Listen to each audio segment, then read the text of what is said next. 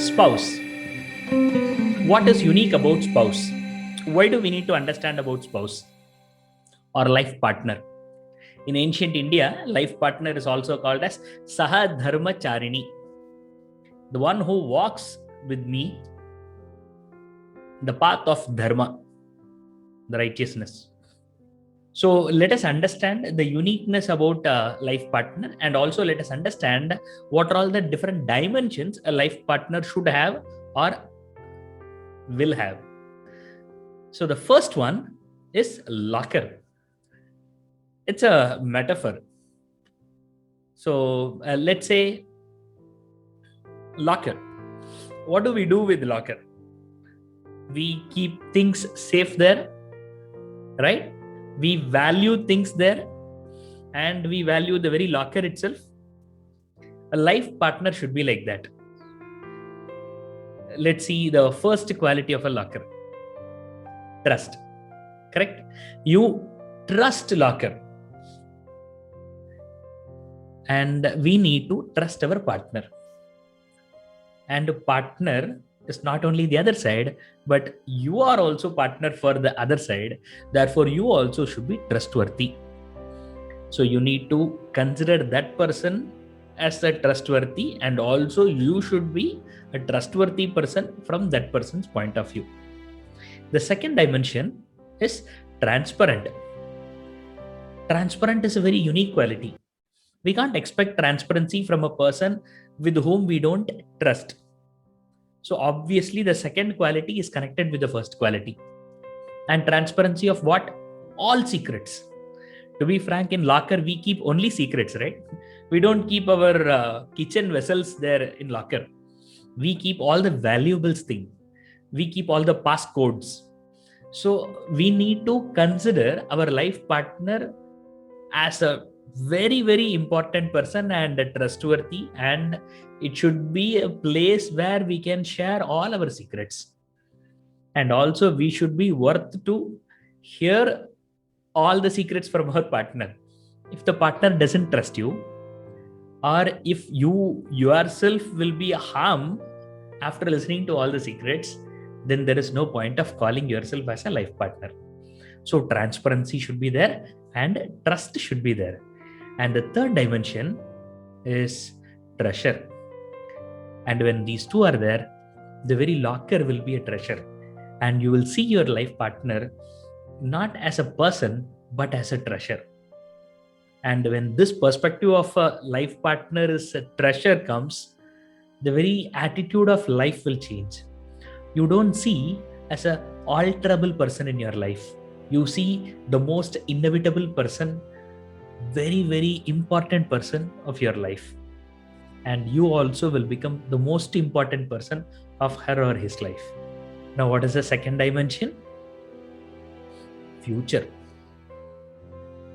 Our life partner takes so much of a role, a very, very important role in our future. And what type of future? Is it a short term or long term? Let's say a bus journey. You are getting into a bus and you want to sit in a seat. Will you not check the person who is sitting next first, right? So that that 1 hour journey will not be awkward. The 1 hour journey will be worth it. The same way, if you travel in a train, you will be more interested and more serious, right? Why? Because the train journey is going to be a little more longer. Sometimes it can be for 20-25 hours. So definitely the place where you are going to sit and with whom you are going to sit or stay matters more. Now imagine if just for a bus journey, finding a seat, or for knowing a train travel and your co-passenger, if it is that much important, then think about your life. Isn't it even more important? The partner comes with you throughout your life. Many a times what people do is they take it for granted. No, it can't be.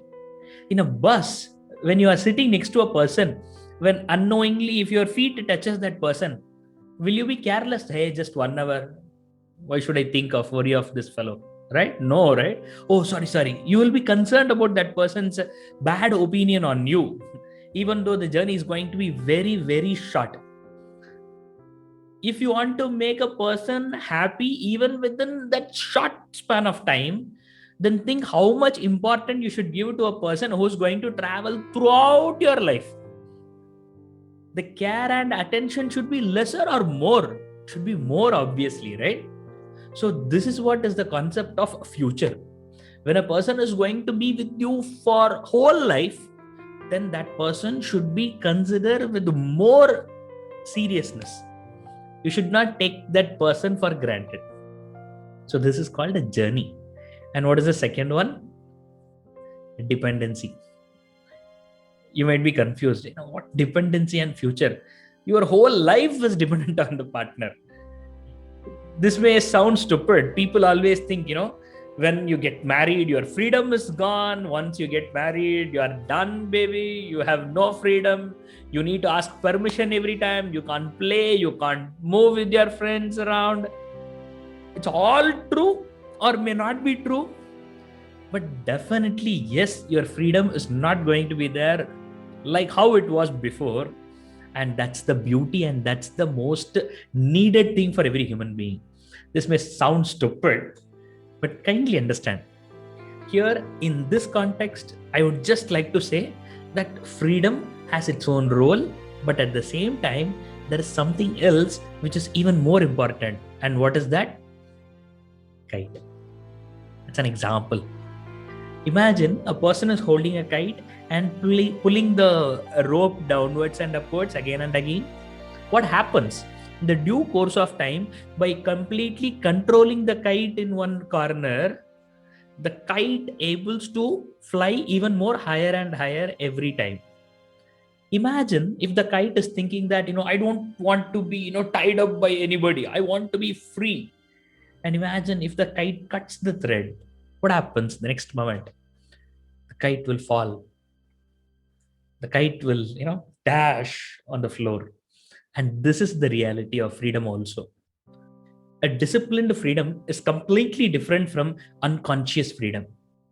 And marriage is nothing but a disciplined freedom.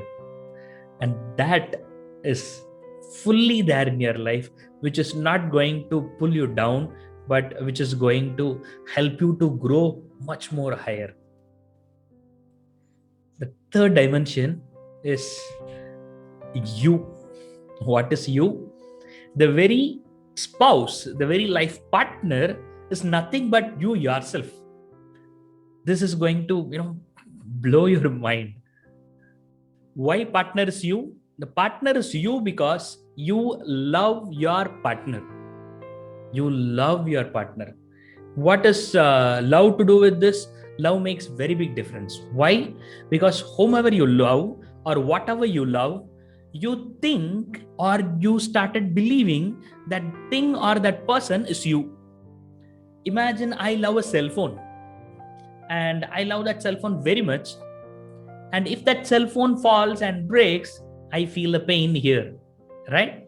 Ideally, I am not supposed to feel pain because my body is here and the cell phone is not my body. But still, when the cell phone falls and breaks, I feel the pain here. Why? Because I start seeing that cell phone as myself. You're understanding? The oneness comes from the cell phone and me to me and cell phone are one. Correct? Now, if you start loving your friend, you start loving your family member or even a pet. When the pet dies, you feel pain here. You cry for a pet outside. Whereas in the road, when you see a dog dying, or when you hear a news that some dog dead somewhere, you won't feel pain. Why? Because you have not loved that animal. You have not loved those people. So whenever you fall in love with something or somebody, you think that person is you in due course of time, obviously. So here you love your partner, therefore in due course of time, the partner is nothing but you. The second dimension is very interesting. When you start loving your partner, you start accepting your partner as she is or he is. Think about this. When you do something stupid to yourself, you don't get angry on yourself, right? Let's say you were the other day eating, and while eating, you bit your tongue. When you bite your own tongue, will you get angry on your teeth? Did you ever thought of taking a stone or a hammer and breaking the teeth which bit your tongue? No, right? The very thought is funny, right? Stupid, right? Why? Because this is my teeth. So even unknowingly, you yourself hurt you, you won't get angry on you. Why? Because you love you very much. So since you love yourself very, very much, you can't get angry on yourself. You accept yourself.